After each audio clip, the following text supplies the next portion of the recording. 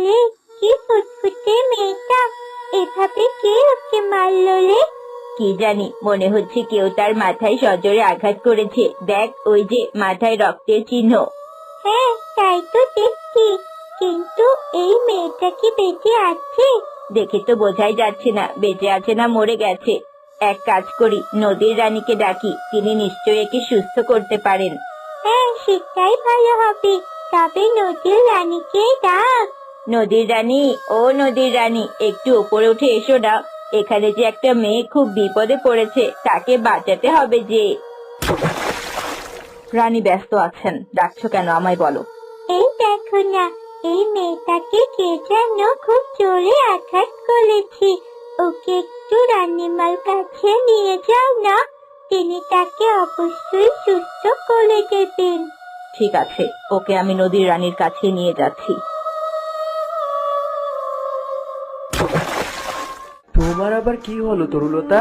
হ্যাঁ, না আসলে আমার এমন করা উচিত হয়নি, আমায় ক্ষমা করো তুমি। ঠিক আছে, চলো এবার প্রাসাদে যাই, বাবার সাথে তোমাকে দেখা করিয়ে দেই। হ্যাঁ চলো।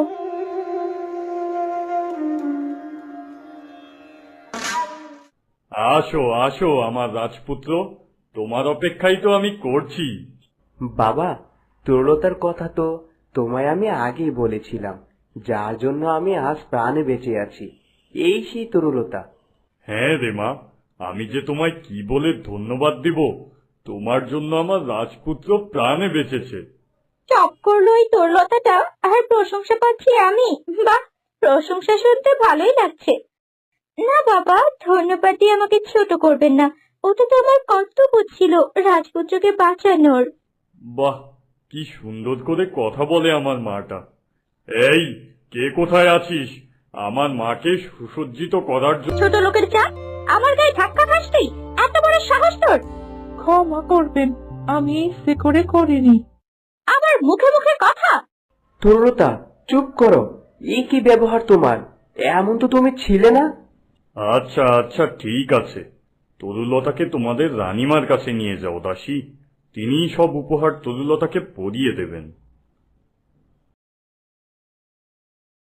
মিহির, তোমার উপর আমার পূর্ণ বিশ্বাস আছে বাবা, যে তুমি মানুষ চিনতে ভুল করবে না। কিন্তু তরুলতার এ কি ব্যবহার?